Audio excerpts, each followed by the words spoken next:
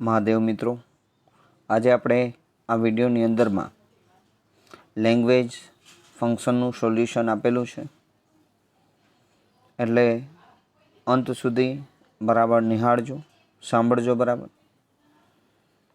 પહેલા વાક્યની અંદરમાં એટલે કે અહીં આપણે નંબર 2 થી શરૂઆત થાય છે.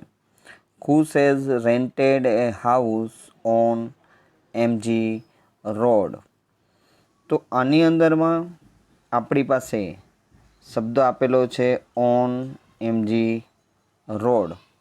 તો રોડ છે એ સ્થળ દર્શાવે છે, એટલે એનો જવાબ આવશે ડી, સ્પેસિફાઈંગ લોકેશન.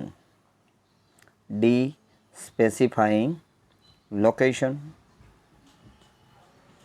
ત્યારબાદ we celebrate independence day on 15th August. On 15th August. On 15th August છે એ સમય દર્શાવે છે, એટલે આમાં જવાબ આવશે આપણી પાસે સી, ડિસ્ક્રાઇબિંગ ટાઈમ. પહેલાંની અંદરમાં આપણી પાસે ડી ઓપ્શન હતો, બીજામાં આવશે સી, સમય દર્શાવે છે 15 ઓગસ્ટ.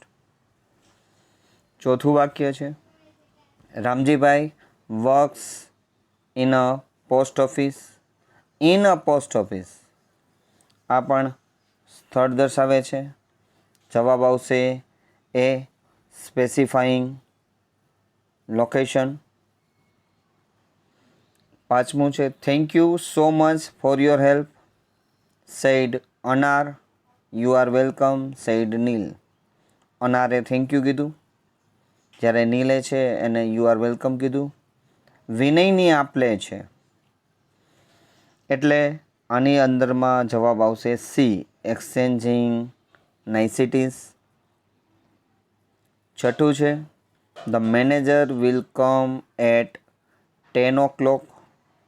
અહીં આપણે સમય દર્શાવેલો છે એટ 10 o'clock. જવાબ આવશે સ્પેસિફાઈંગ ટાઈમ, બી ઓપ્શન. ત્યારબાદ any trouble to you is deeply રિગ્રેટેડ.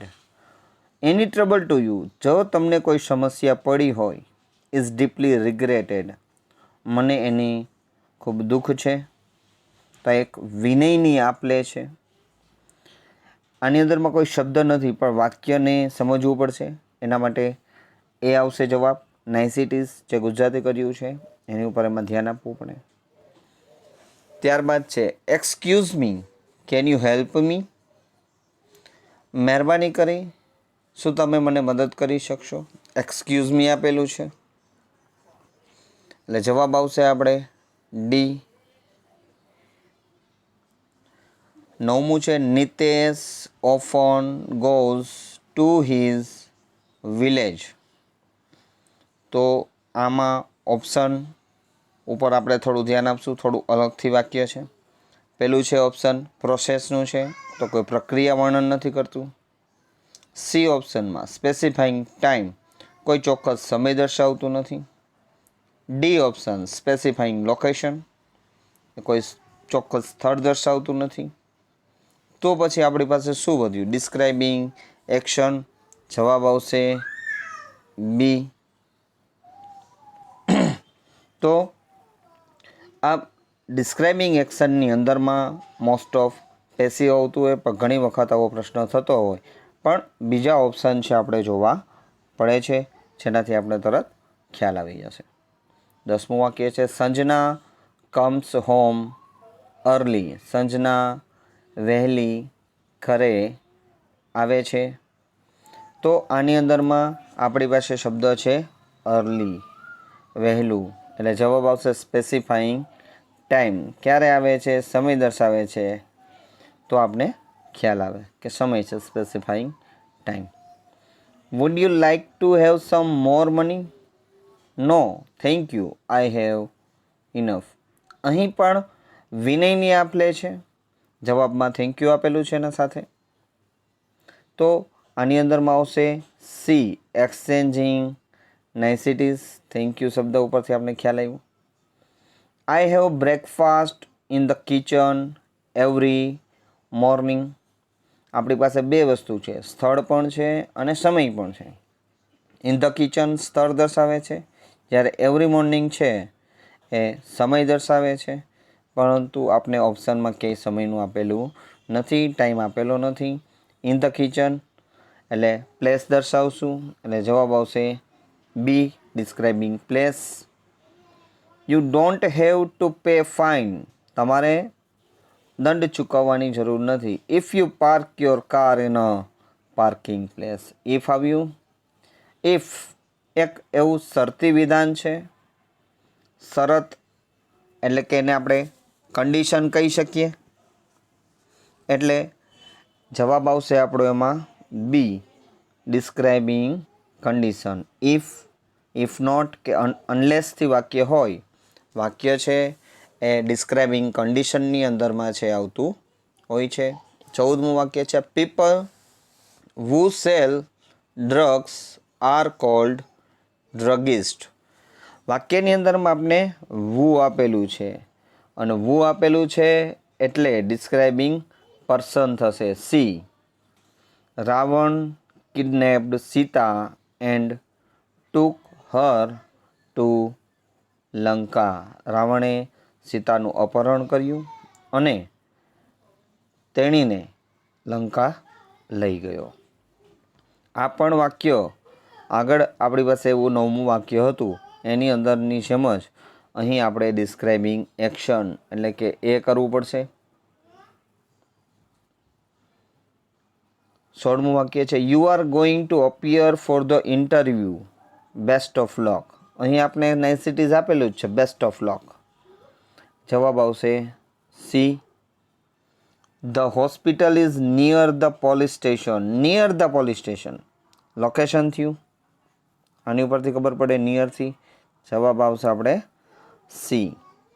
છેલ્લું વાક્ય છે 18મું, he was very old but he could work વેલ.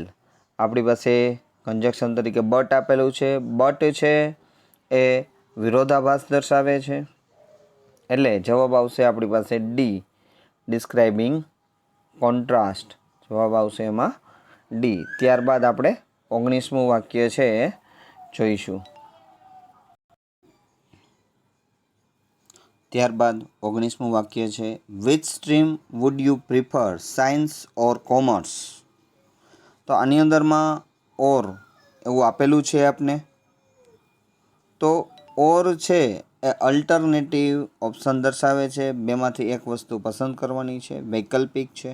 ઓર ઉપરથી ખબર પડે.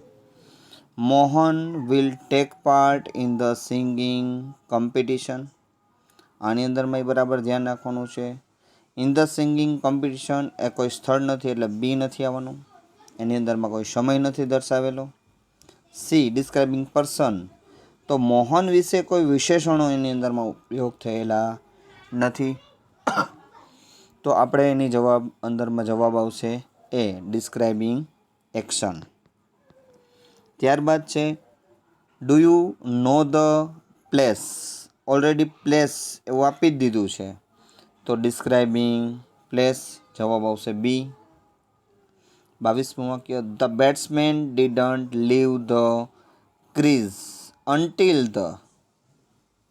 ટીલ એટલે જ્યાં સુધી, અનટિલ એટલે જ્યાં સુધી નહીં. Until the umpire declared him out. જ્યાં સુધી અમ્પાયર એને ડિક્લેર્ડ આઉટ ન કર્યો ત્યાં સુધી, કે ત્યાં સુધી છે એને ક્રીઝ છે છોડી નહીં. તો આ સમય દર્શાવે. જવાબ આવે આપણો D. While mister John was crossing the river his hat blew off. While, when આવા બધા શબ્દો છે એ પણ સમય દર્શાવતા હોય છે. વાઇલની હિસાબે અહીં આવશે આપણી પાસે describing time. He worked hard to get success in the competition but could not succeed. But આપેલું છે, વિરોધાભાસ દર્શાવે. જવાબ આવશે એ, ડિસ્ક્રાઇબિંગ કોન્ટ્રાસ્ટ. 25મું, people wanted to welcome the players therefore they gathered at the airport. અહીં આપણે આપેલું છે ધેરફોર. ધેરફોર છે સો કે ધેરફોર છે રિઝલ્ટની અંદરમાં આવતું હોય, પરંતુ આપણે ઓપ્શન ABCDમાંથી ક્યાંય રિઝલ્ટ આપેલું નથી, તો આપણે એમાં રીઝન છે એ કરી શકીએ છીએ. જવાબ આવશે D. The diamond has attracted people because it has sparkling beauty. ફક્ત આપણે શબ્દોનો જ વધારે ધ્યાન રાખવાનું છે. બીકોઝ એ કારણ દર્શાવે છે. જવાબ આવે describing reason A. Param rain fast so that he could get the train. So that નીચે અંડરલાઇન. સો ધેટ જેથી કરીને સો કે ધેરફોર આવતું હોય પણ સો ધેટ છે એ પણ એક રિઝલ્ટનું છે. જવાબ આવે આપણો બી ડિસ્ક્રાઇબિંગ રિઝલ્ટ. ત્યારબાદનું વાક્ય 28મું. This is the girl who has got the first rank in the class. Who આપેલું છે. હુ છે એ પર્સન દર્શાવતું હોય. જવાબ આવે સી. હી 29મું વાક્ય છે. He said that he would not be present in the seminar. He said that આ વાક્ય છે તેણે કહ્યું કે, એટલે કોઈ માટે આપણે આ વાત કરી રહ્યા છીએ, એટલે કે ઇનડાયરેક્ટ સ્પીચનું વાક્ય છે. ધેટ આપેલું છે. ડિસ્ક્રાઇબિંગ ઇવેન્ટ આવશે એ ઓપ્શન સાચો. 30મું છે. My friend will wait for me at the bus stop. Bus stop છે એ લોકેશન દર્શાવે છે. જવાબ આવે B. What would you like to have fruit dish or ice cream. અહીં આપણે વૈકલ્પિક ઓર આપેલું છે. ફ્રૂટ ડીશ કે આઈસ્ક્રીમ અલ્ટરનેટિવ ચોઇસ છે.